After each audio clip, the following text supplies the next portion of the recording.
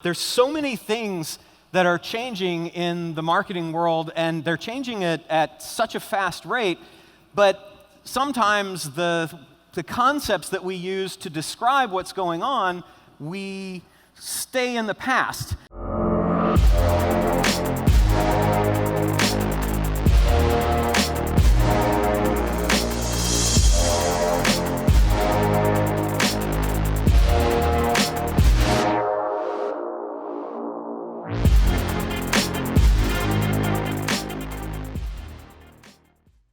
One of the things I want to talk to you before we get started today is that when Richard Lindner and I presented the Digital Marketer 5-step funnel in 2014, we talked about a funnel that had lead magnets, tripwires, core offers, profit maximizers, and return paths. And funnels have just taken off like crazy since then. But the way that people find things, the way that people discover what's going on and embrace our marketing has changed a lot since then. And so I want to talk about a way to think about that that's a little different. Then I'm going to talk about how value is one of the biggest opportunities that we have as marketers to increase margins and conversions without really making much change other than the way we present things. And then last but not least, I'm going to talk about 17 different things that you can do to things that you're probably already doing to make more money. So those are the three things that I really want to talk about, starting with the funnel. So the traditional funnel, the funnel that we talk about pretty regularly and that we started with in 2014, works like this. You've got awareness and tofu at the top of the funnel. The middle of the funnel is where people evaluate things. And then at the bottom, purchase and follow-up post-purchase, even though I think there's more than 50% of campaigns that don't have any follow-up, so that's kind of an easy tweak to do. But Google, Think with Google says, as marketers, we were taught to master the funnel, a linear customer journey from awareness to consideration to purchase, and using mass media, the levers to drive growth were reach and frequency. We use demographics to approximate user intent and inform our creative, but this model no longer applies to today's customer journeys, because those journeys don't resemble a funnel at all. They look like, and this is Google's words, pyramids, diamonds, hourglasses, and more. These intent-rich moments are creating journey shapes as unique as each of us. Intent is redefining the marketing funnel. Everyone's a snowflake. Every experience is a snowflake, and customization and an awareness and embracing user intent is going to be critical going forward if you're going to stand out from the people that are stuck in 2014. How do we tweak things within that? Well, one of the biggest opportunities of all is amplified value.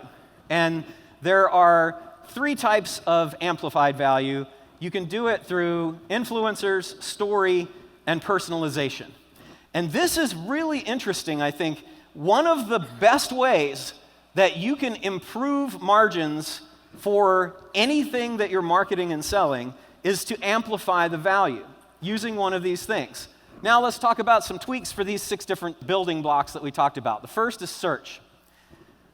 Branded queries. You need to increase your branded queries in search. What is a branded query? It's important to know that that's basically anything about the name of your product or company. Another thing to use is Brian Dean from Backlinko's skyscraper technique. He just recently came out with Skyscraper 2.0, which is all about better user intent, saying Google is only successful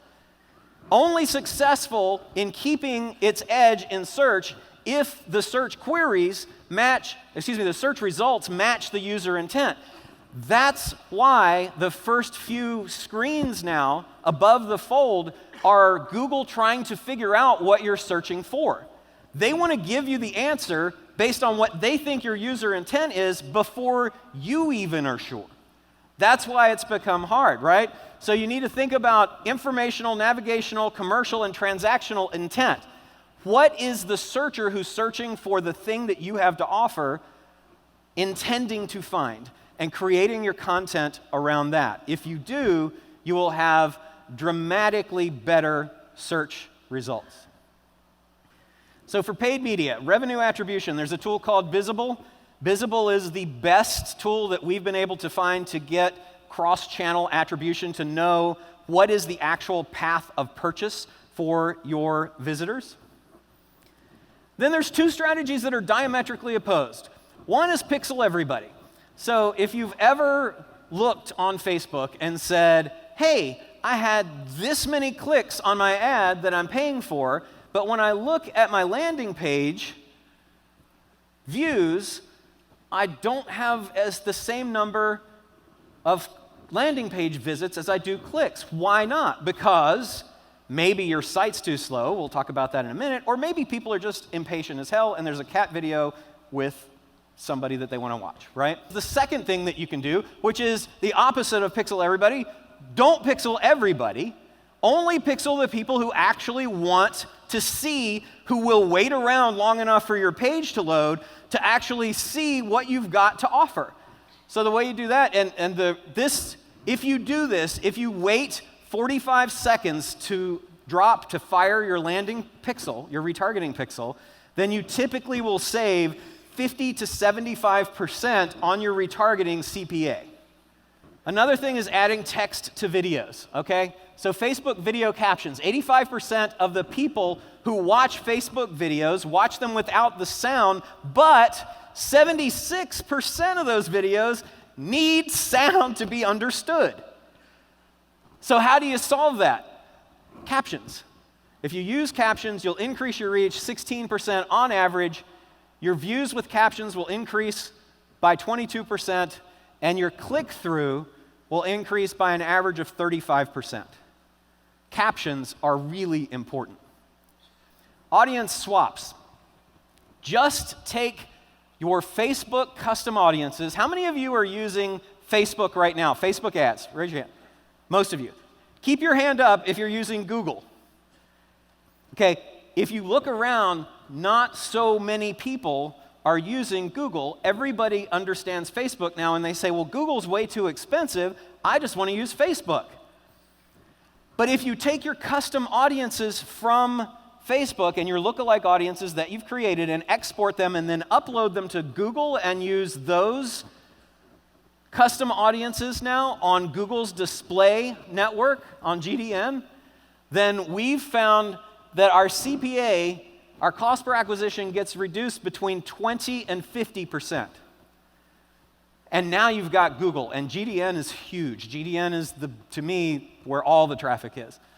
We talked about a lot of things. We talked about evolving your funnel to recognize the uniqueness of each customer so that you meet them along their customer journey anywhere along the 6 building blocks: earned media, paid media, messaging, social media, etc.